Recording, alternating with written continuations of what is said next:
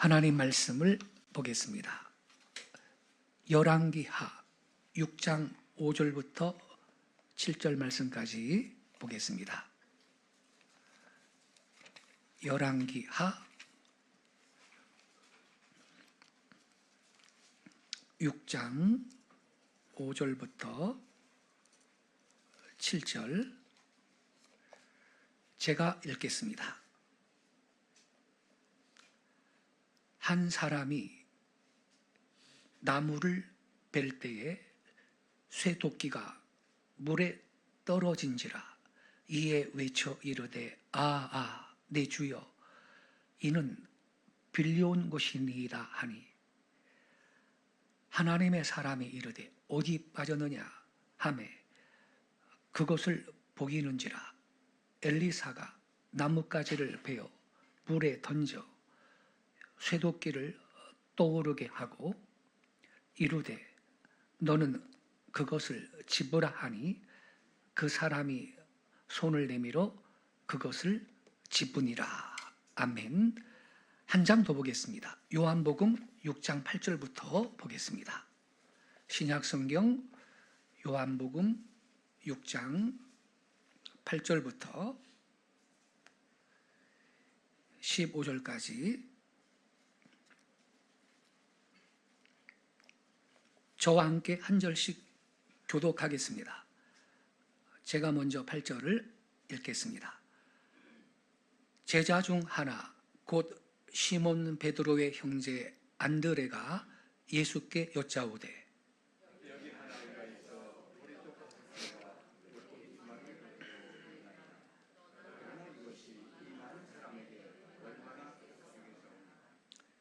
예수께서 이르시되 이 사람들로 앉게 하라 하시니 그곳에 잔디가 많은지라.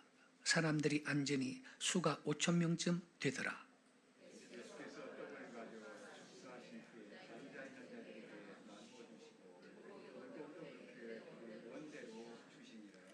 그들이 배부른 후에 예수께서 제자들에게 이르시되 남은 조각을 거두고 버리는 것이 없게하라 하시므로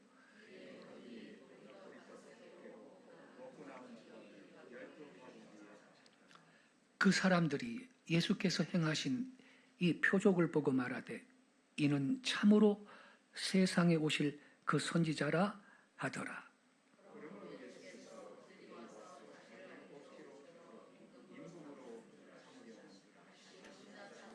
떠나가시니라. 아멘.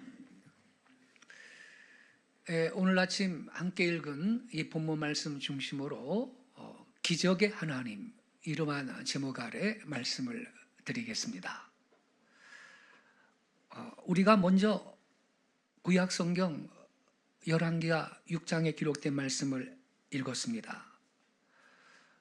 거기에 보면 엘리사가 행한 수많은 이적 가운데 한 가지 이적이 기록이 되어 있습니다. 엘리사가 그의 제자들을 위해서 새로운 선지 학교를 세우려고 요단 광야로 나갔습니다. 그의 제자 중에 한 사람이 나무를 베다가 그만 도끼날이 물에 빠지고 말았습니다. 빌려온 곳인데 그때는 이 쇠도끼가 귀했거든요. 아, 선생님 어쩌면 좋습니까? 쇠도끼가 물에 빠졌습니다. 빌려온 건데 어쩌면 좋습니까? 제자가 엘리사한테 탄식하며 말을 했습니다. 그때 엘리사가 나뭇가지를 물에 던져서 이 물속에 빠진 도끼날을 떠오르게 했다라는 이적의 이야기가 기록이 되어 있습니다.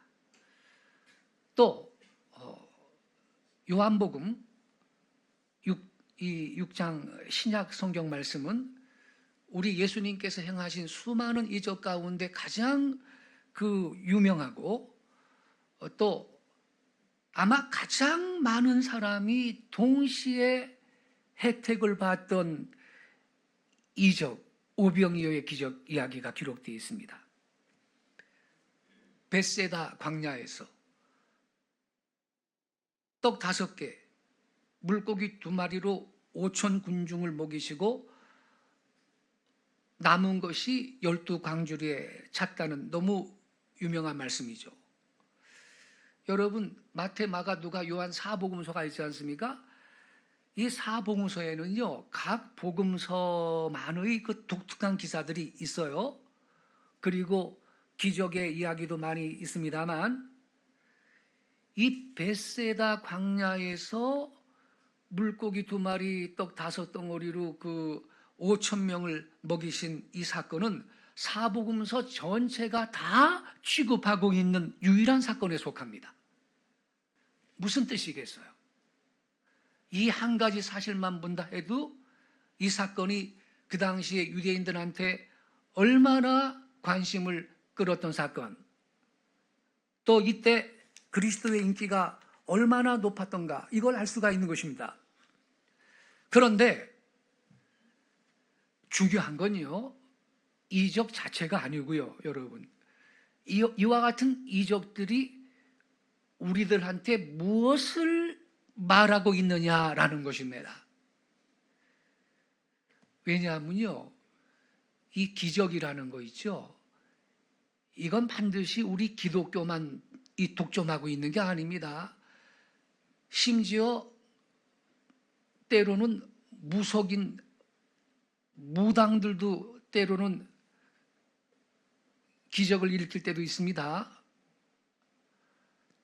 또 무속보다는 좀 차원은 높지만 다른 종교, 여타 종교에도 이적담을 볼 수가 있고, 심지어 이단 종교에도 기적을 말하는 것을 우리가 들을 수가 있고요.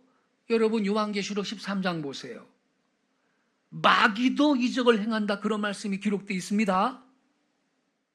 그러니 마귀의 종인 무당도 어쩌다가 기적을 행하지. 그러니까 우리는요, 성경에서 기적의 이야기를 우리가 읽을 때 이 이적들이 우리한테 무엇을 말하고 있느냐, 이거를 우리가 이해를 할 필요가 있는 것입니다. 예. 하나님께서 행하시는 이적의 특색이 뭐냐? 성경에 기록된 기적의 뜻은 뭐냐? 그 이적을 통해서 오늘날 우리에게 주시는 교훈은 무엇이냐?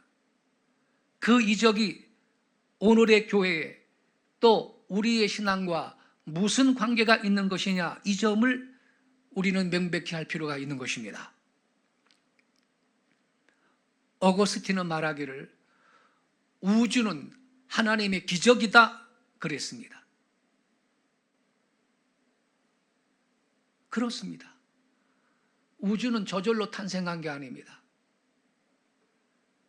하나님께서 있으라 해서 생겼습니다. 우주 자체가 하나님의 기적입니다.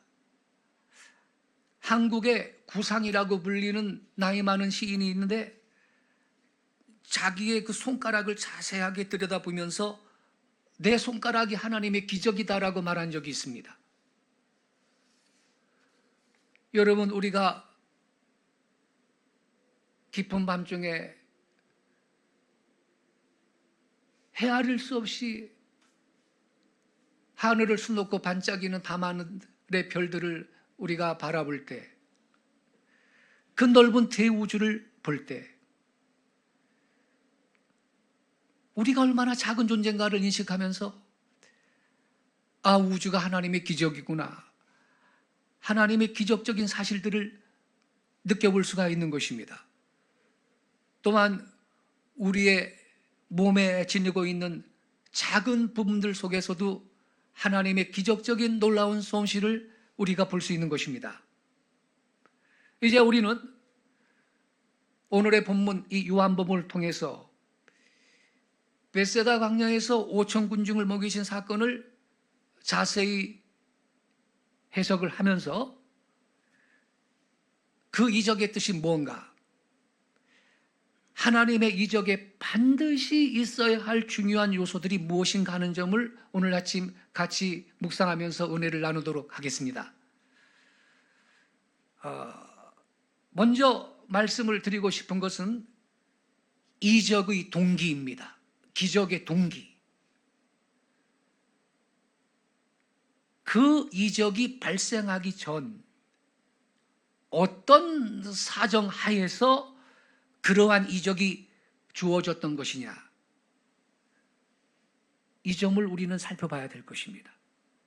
수많은 사람들이 그리스도의 이적을 보기 위해서, 그분이 병 고치는 기적을 보기 위해서, 예수님의 놀라운 교훈을 듣기 위해서 우리 예수님 곁으로 운집해 왔습니다.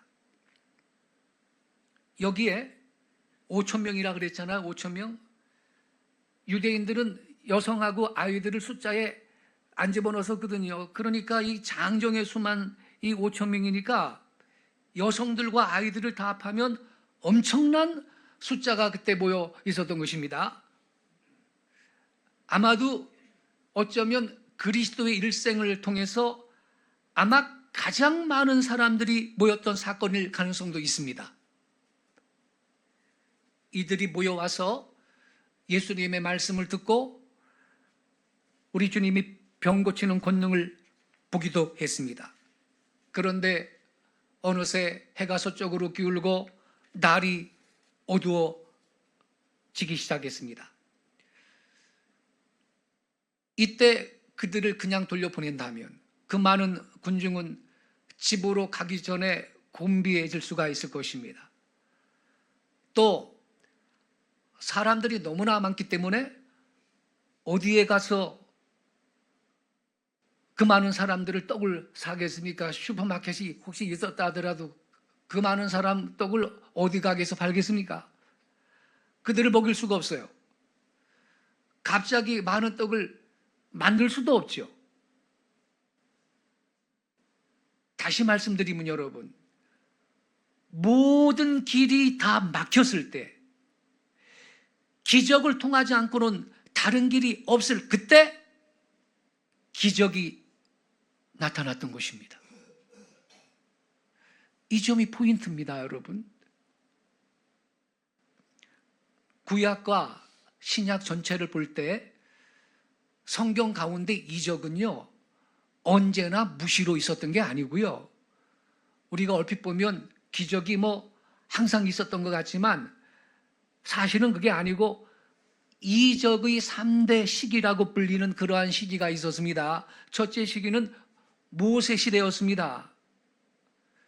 이스라엘 백성을 애굽에서 이끌어내가지고 해방을 시켜주는 이 출애굽 사건에서 애굽 땅에 하나님이 10가지 재앙을 반복해서 내렸고 홍해 바다가 갈라져서 건넜고 광야길을 걸어갈 때 농사져요 먹을 게 어디 있어요? 하늘에서 만나를 내려서 하나님 먹여주셨고 거기 수도꼭지가 어디 있습니까? 반석에서 물을 내가지고 하나님이 마시게 해주는 그러한 이적적인 놀라운 사건이 연속된 시대가 모세 시대였습니다.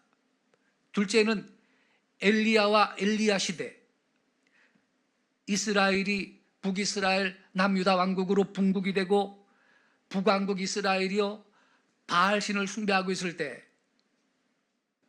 하나님께서 당신의 강력한 종들인 엘리야와 엘리사를 북왕국에 보내가지고 이분들이 놀라운 이적을 행사하는 그러한 역사가 그 시대에 있었습니다. 셋째 시대는 뭐냐?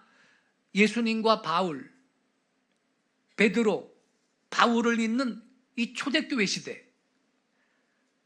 다시 말하면 신약 교회가 설립되는 시대였습니다. 우리가요, 이적의 이 3대 시대를 자세히 조사를 해보면요, 그때는요, 다 이 이적이라는 것, 기적이라는 것이 필요했던 시대였다라고 볼 수가 있는 것입니다, 여러분. 보세요. 바로가요, 이스라엘 백성을 붙들고요, 놔주지를 않네. 예?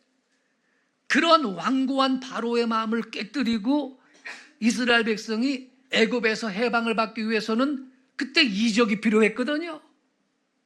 그 이적이 한 번도 아니고 두 번도 아니고 10번이나 반복해서 계속됐던 것입니다. 비로소 바로가 마지막 재앙이 애굽의 초태상이 짐승 새끼든 사람 자식이든 첫 자식은, 첫 새끼는 다 죽어. 애굽의 전국에 곡소리가 나니까 그제서야 바로가 이스라엘 백성을 놔줬지 않습니까? 그래, 나가라, 나가. 근데 또 마음이 바로가 강팍해져가지고 후회를 합니다. 안 되겠다. 그리고 군대를 동원해가지고 추적을 합니다. 추적을. 예? 근데 홍해 바다가 땅이 놓여 있는데 지금 뒤에는 애국 군대가 추적을 해오는데 이거 어떻게 하면 좋습니까? 절대절명이었습니다. 여기에 하나님의 기적이 아니면 그들이 구출받을 길이 전혀 없었거든. 그래서 그때 하나님의 이적이 나타나서 바다를 육지로 만들고 그 바다로 건너가는 사건이 일어난 것을 볼 수가 있다 이 말입니다, 여러분. 그리고 엘리야와 엘리야 시대에 온 이스라엘이 다 바알 귀신의 숭배에 빠졌거든요. 아방의 아내 이세벨이라는 악녀가 하나님의 종들을 다 멸절을 시켰거든요. 엘리야의 말을 빌린다면 다 죽였고 나만 남았습니다요. 예, 실제로 그랬거든요. 나만 남았습니다. 근데 하나님, 나만 남았는데 나도 죽이려고 합니다. 참 영적으로 위기 상황인데 드디어 엘리야가 갈멜산에서요 바알 선지자 450명을 모아놓고 불로 응답을 하는 신이 참 하나님이시다.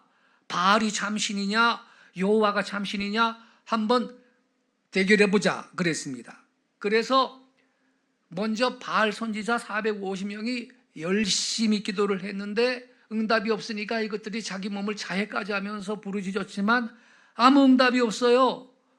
저녁이 되어서 엘리야가 무너진 하나님의 단을 쌓고 그 위에 제물을 올려놓고 꿇어 앉아가지고 여호와여 응답하소서라고 기도할 때 불이 내려와서 그 제단과 제물을 다 살라버렸습니다. 그때 온 이스라엘 백성들이 하는 말이 여호와 그는 하나님이시다였습니다. 근데 여러분 묘하게도요 엘리야라는 이름 자체의 뜻이 뭐냐? 여호와는 하나님이시다 그런 뜻입니다. 여호와는 하나님이시다. 그 이름 그대로 여호와는 하나님이시다가 이스라엘 백성들이 고백이 그때 되었던 것입니다. 여러분 이렇게 종교적인 영적인 큰 위기에 처해 있을 때 엘리사를 통해 그 위기 속에 있는 백성들을 돌이키기 위해서 이적이 필요했었다 이 말입니다. 그리고 초대교회가 설립될 당시에 신약의 이 그리스도의 교회가 탄생될 때 그때도요 여러분 예수님께서 하나님의 아들이시고 예수님께서 만민의 구세주라는 사실을 어떻게 증거할 도리가 있겠어요? 어떻게 해요? 그래서 이적이 필요했던 것입니다. 예수님께서 행하신 수많은 이적들의 동기는 요한복음 20장 30절 31절에 보니까 이렇게 써 있어요. 그가 하나님의 아들 그리스도인 것을 너희로 하여금 믿게 하려 하며 또 믿어서 그 이름을 힘입어 생명을 얻게 하려 함이라 그랬습니다. 예수 그리스도를 구세주로 믿어 구원받는 이 거룩한 도리를 선포하기 위해서 이적이 그때 필요했던 것입니다. 그 이적이 예수님은 하나님의 아들이시라는 사실과 메시아 구주이신 것을 확증을 해주는데 그 이적이 필요했던 것입니다. 그러니까 여러분 뭐 기적이라는 거 있죠. 이적이라는 게 뭐 공연히 재미있게 하기 위해서 있는 게 아니에요. 구경 삼아 있는 것이 아닙니다. 우리 호기심을 뭐 만족시키기 위해서 있는 것도 아니고요. 돈 몇 푼 벌기 위해서 이적이 있는 게 아닙니다. 반드시 없어서는 안 되는 국면에 가서 반드시 필요할 그때 하나님께서 주시는 것이 이적인 것을 믿으시기 바랍니다. 지금도요 사람들이 알게 모르게 그러한 위기 국면에 다다를 때 하나님께서 이적을 주십니다. 여러분, 지난 주일날 유중근 목사님 설교하셨는데 설교 말미에 간증하는 거 들으셨지요? 저는요, 모태신자는 아니지만 유치부 때부터 교회를 다녔습니다. 5살, 6살 이때부터 교회 다녔어요. 강원도 철원에 살 때인데 우리 아버지가 철원의 군부대 장교를 하셨기 때문에 제가 그 아주 최전방에서 자라서 어릴 때 컸는데 말이에요. 강원도는 다 감리교예요.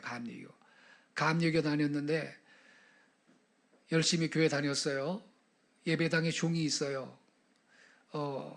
옛날에는 종 쳤거든요. 예배 시간 한 20분 전에 예종을 치고 또 11시 되면 본종을 치는데 주일학교 예배는 우리 다 먼저 끝났고요. 이제 11시 예배 때가 되면요, 예종을 치는데 선생님이 종치라 그러면요, 제가 종쳤어요.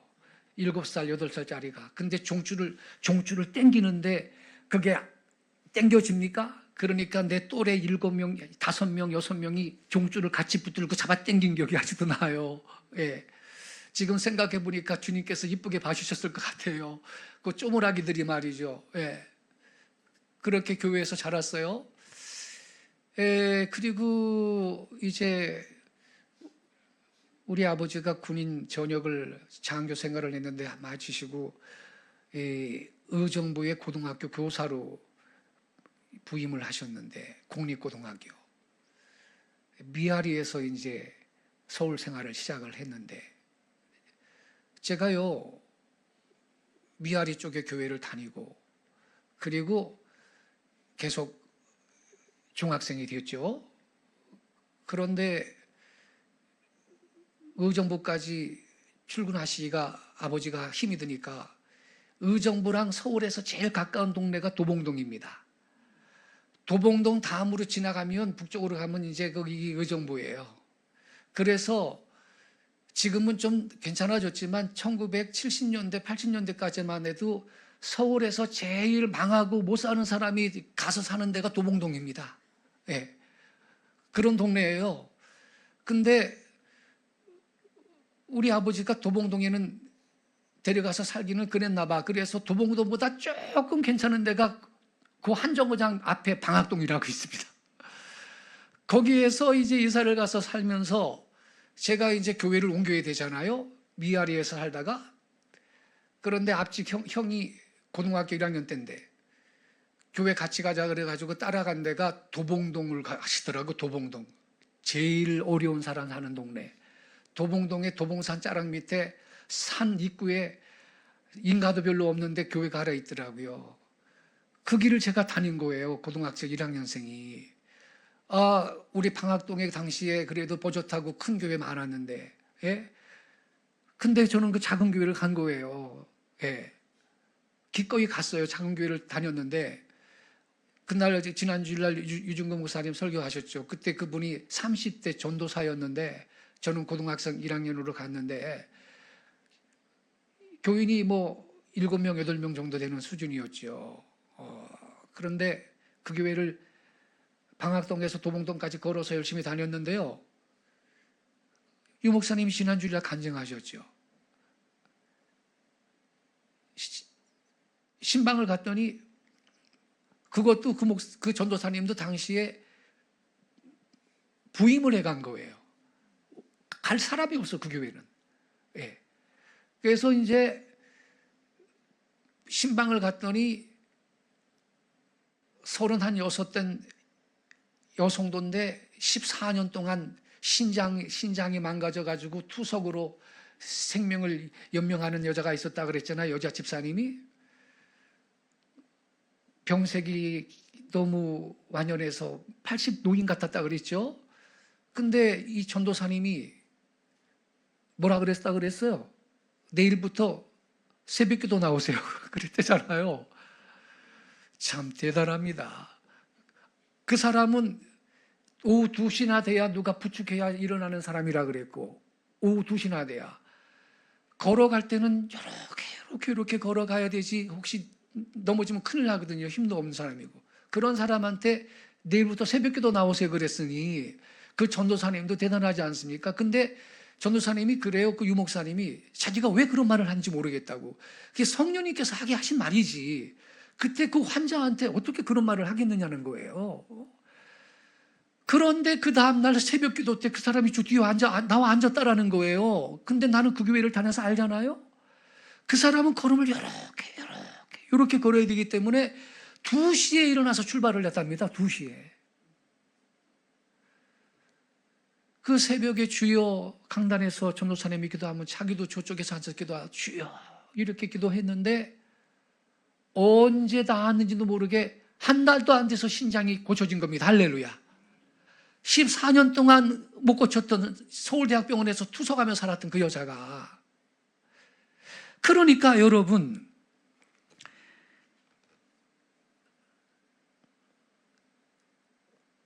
하나님의 기적이 언제 일어나느냐? 길이 열리지 않을 때, 산을 넘어갈 수 없을 때, 도대체 내 인간의 힘으로는 더 이상 답이 없을 때, 물을 건너갈 수 없을 때, 거기에 하나님의 기적이 나타나는 걸 믿으시기 바랍니다. 그래서 여러분,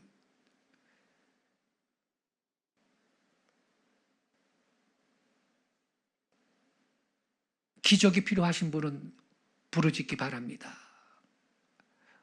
어떤 분은요, 애를 낳는데 애가 항문이 없이 태어난 애가 있어요. 항문이 없어. 그러니까 어떻게 그 배설을 하고 먹이겠어요? 여기 구멍을 뚫고서는 평생 받아내야 되는데. 그래서 금식하며 부르짖으며 기도했을 때 창조적인 기적이 있습니다. 항문이 생겨버렸어요. 이러한 사례가 오늘날에도 있는 것입니다, 여러분.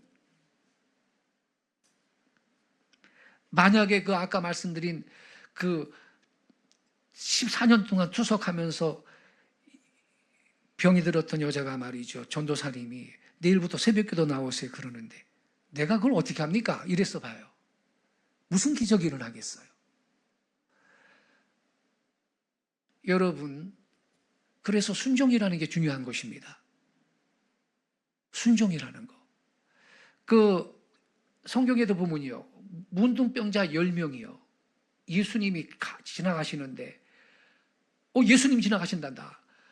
다윗의 자손 예수여 우리를 불쌍히 여기소서 우리를 불쌍히 여기소서 구함을 지릅니다. 그러니까 예수님께서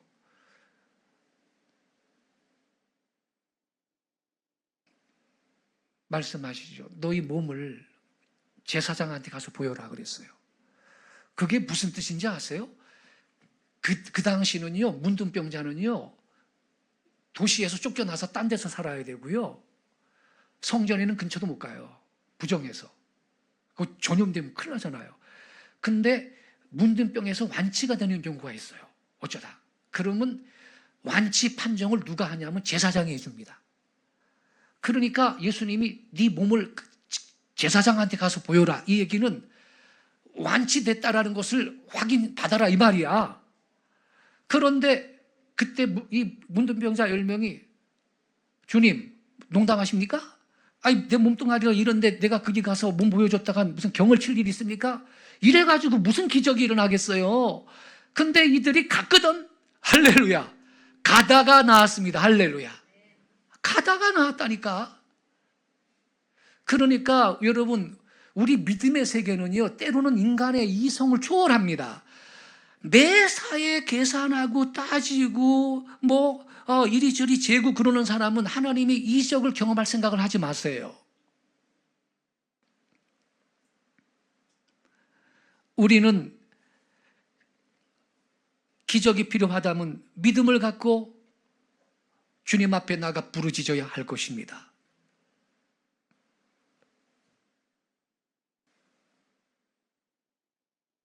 두 번째로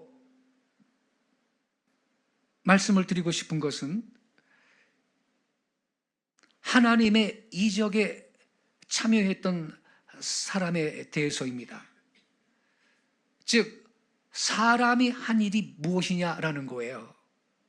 여러분, 하나님은 큰 이적을 행하실 때, 기적을 행하실 때 당신 혼자서 저 공중에다 무슨 누각을 쌓는 식으로 그렇게 일하시지 않습니다. 그분은 언제든지 사람을 통해서 역사하시는 하나님이신 것입니다. 보세요. 오늘 본문.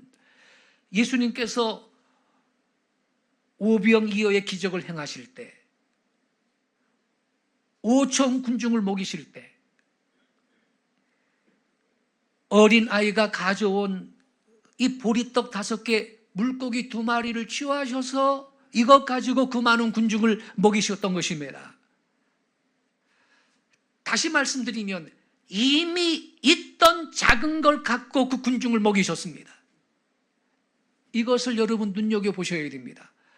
여러분의 삶 가운데 하나님의 기적을 경험하기 원하십니까? 내가 갖고 있는 것이 아무리 작고 보잘것없는 것일지라도 그것을 하나님의 영광을 위해서 주님 앞에 드릴 수 있기 바랍니다. 하나님이 그것 갖고 일하실 것입니다. 그게 여러분의 목소리인가요? 그 목소리를 주님께 드리세요. 그게 여러분의 무슨 시를 쓰는 능력입니까? 그 작가의 능력을 주님께 드리세요. 그럼 노벨 문학상도 받을 겁니다. 그 사람이 나중에. 모세한테 하나님이 뭐라 그랬어요? 너, 내 백성이 지금 애굽에서 죽어가고 있다. 내가 그들의 탄식 소리를 들었다. 너 가서 그들을 구출해내라. 아유, 내가 누군데 갑니까? 딴 사람 보내세요. 나는 못 갑니다. 못합니다. 그랬어요. 하나님이 뭐라 그랬어요? 너한테 있는 게 뭐냐? 지팡이요. 지팡이입니다. 그것 갖고 가라 그랬어. 할렐루야. 이 모세가 지팡이를 들 때 홍해 바다가 갈라졌습니다. 할렐루야.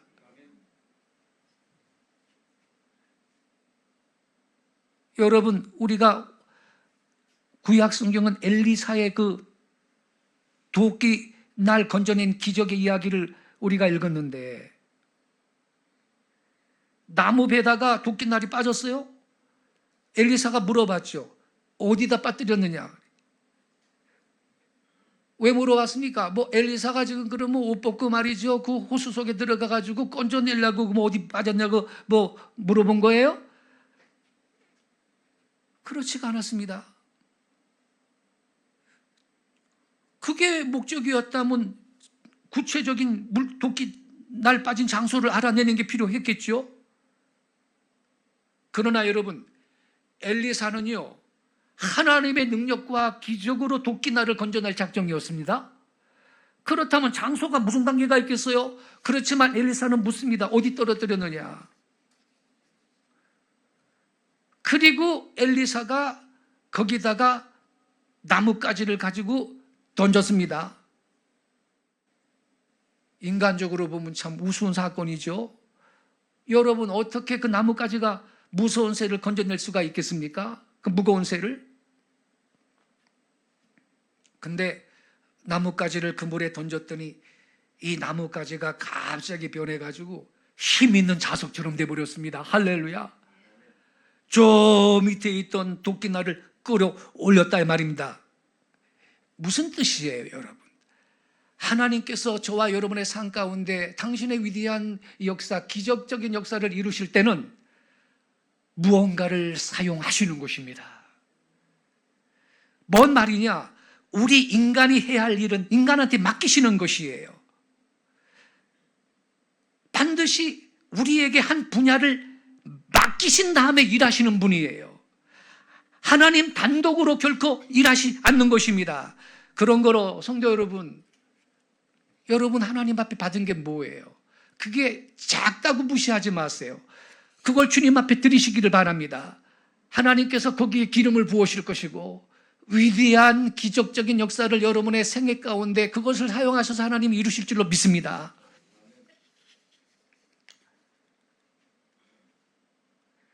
성도 여러분,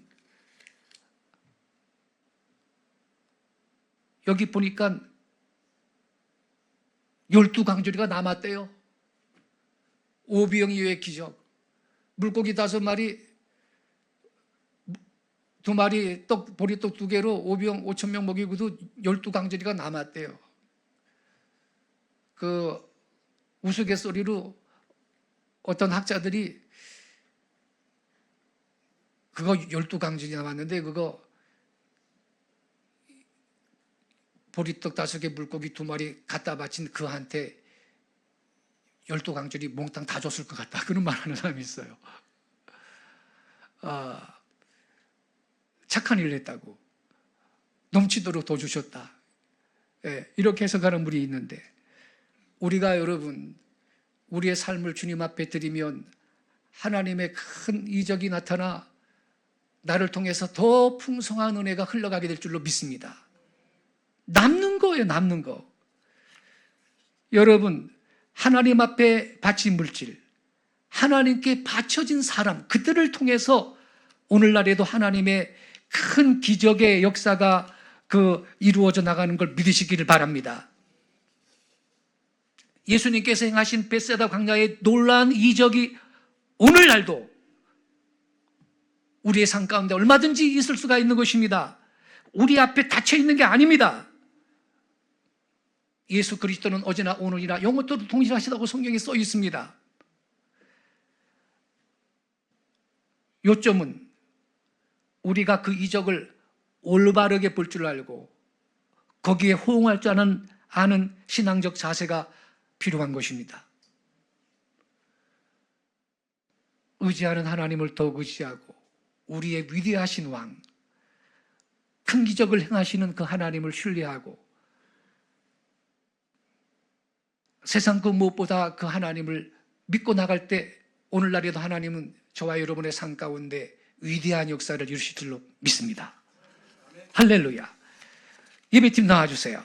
우리 예배팀과 함께 큰 기적을 행하시는 위대하신 하나님을 노래하면서 한번 선포하고, 그리고 통성으로 이 말씀 붙들고, 주여 내 삶 가운데 기적이 필요합니다. 나의 가정에도, 나의 일터에도, 나의 건강에도, 나의 삶 가운데도 하나님의 놀라운 역사가 필요합니다. 우리가 믿음으로 부르짖고 말씀 붙들고 기도하면 하나님께서 우리의 부르짖음을 들어 응답하실 줄로 믿습니다.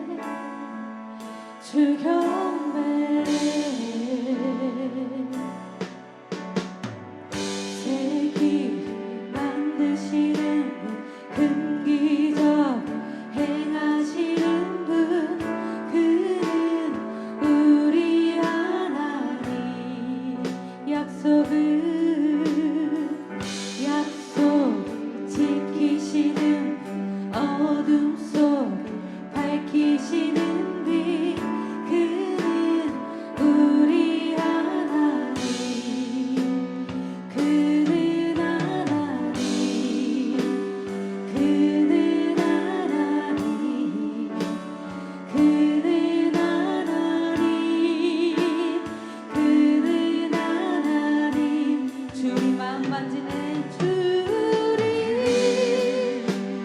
마음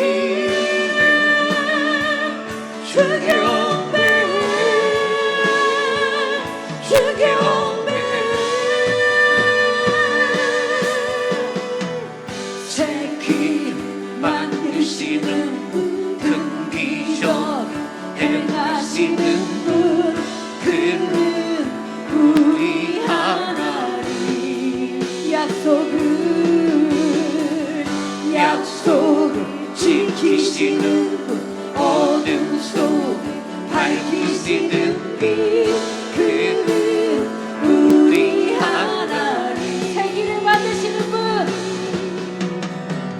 새 길을 만드시는 분 큰 기적을 행하시는 분 그는 우리 하나님 약속을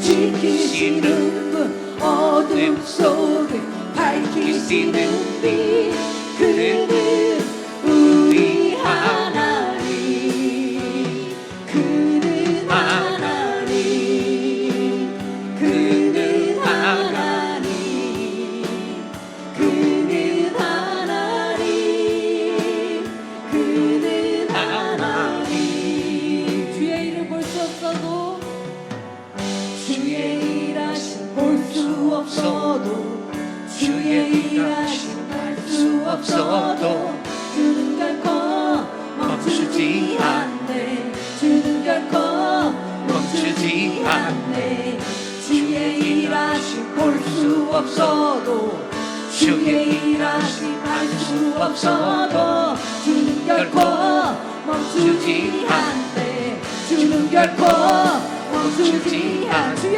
일하심 주의 일하심 볼 수 없어도 주의 일하심 알 수 없어도 주는 결코 멈추지 않네 주는 결코 멈추지 않네 새 길을 만드시는 분 큰 기적을 행하시는 분 그는 우리 하나님 약속을 지키시는 분 어둠 속을 밝히시는 빛 그는 우리 하나님 새 길을 만드시는 분 큰 기적 행하시는 분 그는 우리 하나님 약속을 지키시는 분 어둠 속 밝히시는 빛 그는 우리 하나님 여러분, 하나님은 약속을 지키시는 하나님이십니다. 지금도 살아 역사하시는 하나님이십니다. 우리의 삶 가운데 필요하다면 기적을 베푸시는 하나님이신 걸 믿으시기 바랍니다. 이 시간에 우리 말씀 붙들고 부르짖어 기도합시다. 주님, 나는 내 인생에, 내 가정에, 내 삶 가운데, 내 일터에, 나의 비즈니스에 하나님의 기적이 필요합니다. 주님, 새 길을 만드소서. 더 큰 문이 열리게 하소서. 나의 삶 가운데 하나님의 영광으로 채워주시고 기적을 베풀어 달라고 우리 주위에 한번 힘차게 외치고 통성으로 기도하겠습니다. 주여!